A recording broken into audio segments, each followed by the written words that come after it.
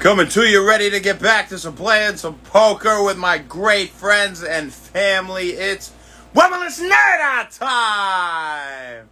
How you doing, guys? Happy Wellness Nerd Out time. And today, we're not talking about any supplements. Actually, what we're talking about, on the contrary, is a very important weightlifting principle. Whether you are looking to burn fat, whether you're looking to build muscle, whether you're looking to just get in better shape, or a little bit of the three combined, right? Now, so we said you never sacrifice form for a rep, but you never sell yourself short. And what do we mean by that? It's not just some simple motivational thing, right? There is some good thought to it and principle here. And what we mean by never sacrificing form for a rep, well, you never want to sacrifice the form to where you are not controlling the weight you're moving, where you're not in full control. You always, rule number one, you got to be full in control of the weight. You never let it control you, right? But having said that, you don't want to sell yourself short. And what really we mean by this, whether it's in the beginning or the end of a lift, actually, right, as we think about it here. Say you're starting with some rows, some cable rows, right? You got your feet planted, you grab that close or wide grip, whatever, and you start with some cable rows. So what's the right form? The right form is to keep your back nice and straight and stiff, and to pull that thing into your stomach / chest, right? Or around your xiphoid process area, or your stomach, right? People have different preference. It really depends on which back muscles you're trying to exactly hit. But regardless, you have a stiff stance and good posture and you're pulling it in. Yeah, technically that's right, but nothing's black and white. If you're trying to improve yourself every single day and you're trying to get stronger, you're trying to get in better shape, on your first set, what should you do? If you're going heavy, you're trying to get bigger, we'll say, you challenge yourself with the weight, all right? After you're warmed up, of course, right? But you're not static stretching to warm up. We'd never do that. Right, it increases your chance for injury, right, and actually decreases performance. Does static stretching, so you never want to static stretch before you lift, right? All right, you do dynamic warm up. You do quick movements to loosen yourself up, but no static stretching. Doesn't make any sense. All right. So when we're talking about these rows, now if it's the first set, what you're going to do is give it a little bit of a rock. That's fine. You don't need to sit there totally stiff and straight, because then your weight is so much lower than it could be if you gave it I'm not saying go rah, rah. No, well that would break our rule number one. You don't have full control of the weight, and you're putting yourself in a dangerous position posture-wise and risking injury. But you move a little bit. Just a little. Gives you that extra power, right? You're doing it with good speed, with good power, to get a good lift in, to get heavy weight, to move, right? Force is mass times acceleration. You have to have good speed and be athletic about it. Yeah, control it, but in the beginning, don't sacrifice being able to do something greater than you did the last workout or the last week when you did it, whatever, because you're being so stiff about the form right away. It just doesn't make any sense. You alter it slightly as long as you're still in full control of the weight to get more reps, to get more out of it. So what could you do before you put the weight back down? We'll use this row as an example once again. Well, you're sitting there like, right? And then at the end, come down. You can get a couple more reps. How? By giving yourself rest without putting the weight down. It's a good secret. So what you do is you let your arms extend fully straight and lean forward and let them hang. What's resting? Your rhomboids are resting. Your back, your lower traps, everything, your biceps. You're giving them all. 1, 2, 3, 4, a few seconds, and then get back in position. Do one more. Do two more, because that extra 1 or 2 makes all the difference. But again, you're not going to pick that weight up and go yanking yourself all over the place. It doesn't make any sense. You're going to get hurt. But you just did more than you did the last workout, and that's what's important. You should be doing more every time, at least until you've reached your goal. And you're never satisfied until you've done that. At least you shouldn't be. I hope for yourself that that's the case. All right? So, this is not to say that, all right, well, Shane, but you get bigger when you do a slow eccentric, so it'd be on the way back. You go slow. That's how you get hypertrophy. It's like, yeah, that's true. How do you do the quick twitch type 2 fibers? Explosive movement in the beginning. What do we train at the end? Those type 1s, right? That slow, powerful, eccentric or coming down movement, right? This would be the concentric of a curl. This would be the eccentric on the way down, right? Same concept as a row, where this is concentric, pulling it, and eccentrics on the way back, right? The negative, you could also call it, of the lift. So you don't do that the first set, because then you're going to burn out, and you can't train the type 2 fibers as well for the next few sets. At least do a few sets that are very challenging on your type 2s, where you can get, and this is if you want to improve your athleticism, your strength, to burn more fat, to get more lean muscle mass. Really what most of us are looking for. And even if you're not using, whether you're using lighter weight or heavier weight, the point remains the same. Don't sell yourself short. But don't sacrifice form for a rep to where you're not controlling it. So that's our message for the day, right? It's a very important principle with weightlifting that should not be overlooked, all right? You shouldn't be so black and white about it. No, look at that guy. He's an idiot. His back's not totally straight on that first one. If he's got good control of the weight and he's doing good weight and he's getting stronger and he's super sore the next day because of it in a great way and he didn't hurt himself, he's probably doing it right.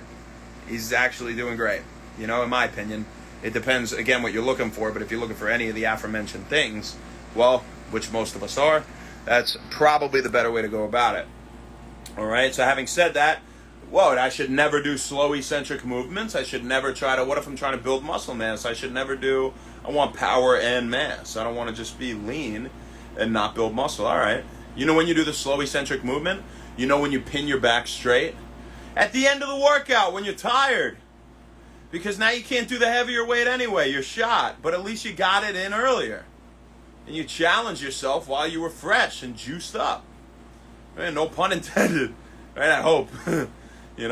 Unless it's with ashwagandha root, then it would be okay. All natural, right?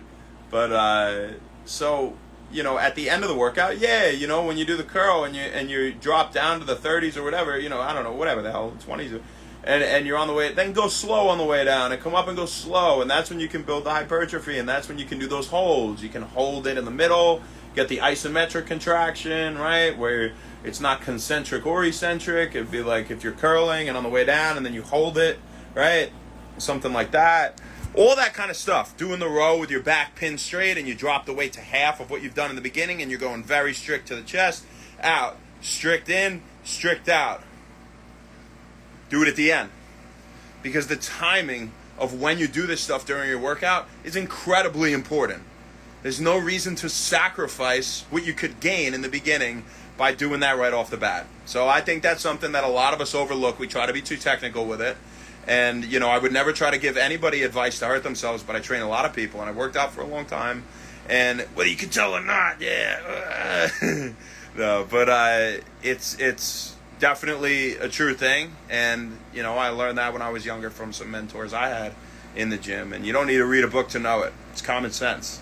All right? And if you or at least it comes with experience. And if you didn't know, then, at least now you know another way that you can help yourself, people, because that's what it's all about, is you improving yourself, doing the best you can every single day and never selling yourself short. Never selling yourself short because you deserve it. All right? You deserve it. You don't need a trainer or anything like that. You just need yourself. That's it. Just want to help you realize that. So, thank you very much. And before we go, you are damn right, we're going to be talking about my brother. What's up? Going on, man? How you doing? You in the other room? I'll see you in a second. Don't think I forgot about you. I'm going to take all your money, play money, when I get back in there. But don't think we forgot about Fred Cherkis. And I can't even say her name. I have to say Ma because it's your birthday. And happy birthday, Mom. I'm so blessed to have somebody as loving as you in my life, and your children and your husband and everyone. They know how blessed they are too. But you've always given unconditional love to everybody around you.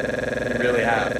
And we're all so fortunate. I mean, I grew up, obviously, I have a mom, but I'm so lucky to have people in my life where I have another family. And, Chris, my brother, obviously, Mom, I got a couple moms, but Mrs. Jerkis, man, I don't even know it. I feel like I called you Mrs. Jerkis for a while as kids. It's like, as you grow up, you always remember what you called an adult as a kid, and it's just like, you can't leave you. But you know what? I'll forever know you as Mom. I'll forever know you as Mom. Because you treated me like another son. And just, whether it was me coming over and eating all those burritos you would buy, they were really good. You get them from Costco. What brand was that? Because I'm going to buy some more. But I guess I got to get a Costco card first. But those were great. Every time I had at your house was great. And I'm just so thankful. I really am so thankful.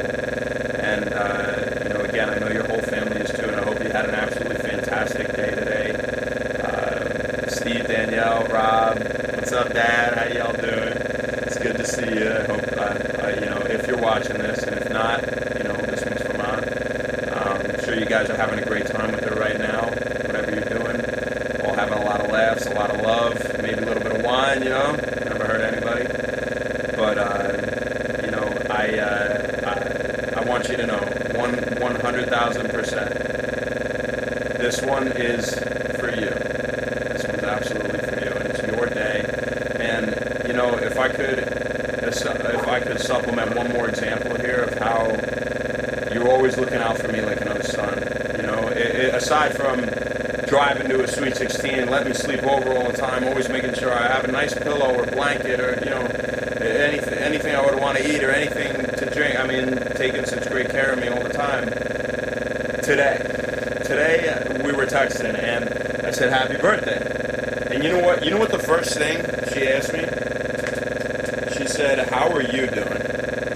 She said, "What's going on with you? How's everything with practicing? What are you going through? What's going on? What's your plan?" She asked me. You asked me. It's your birthday, and you care so much that you still, even on the one day of the year aside from Mother's Day too, which is also that is absolutely 1,000,000% yours. You were still thinking of other people. You're still thinking of other people, and that innate, loving, motherly instinct that you have, I know, will never leave you. And if you could be proud of someone that you've grown up, appreciating and looking up to as, just a great person, I'm proud of you. I am, and I know everybody else in your life is too. So, I hope you had a great day today, and again, this one is for you. Now, before we go, I got to talk about one other person, and that's Cody Simpson. Happy birthday, Cody. I had to talk about mom first, but you are also getting the shout out today, my fine feathered friend, because Nat in the Hat, man. What's up, Natty? What's up, Tommy?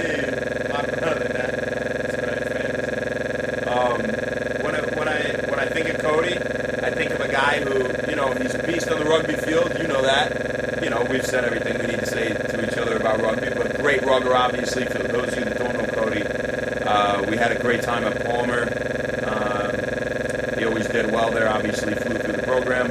Really bright guy as well. And just a great heart.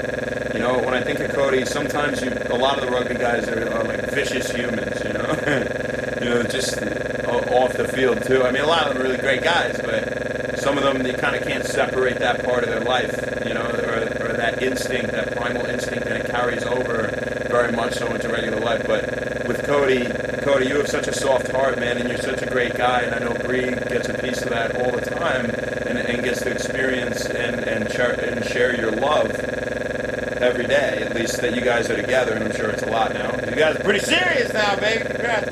But,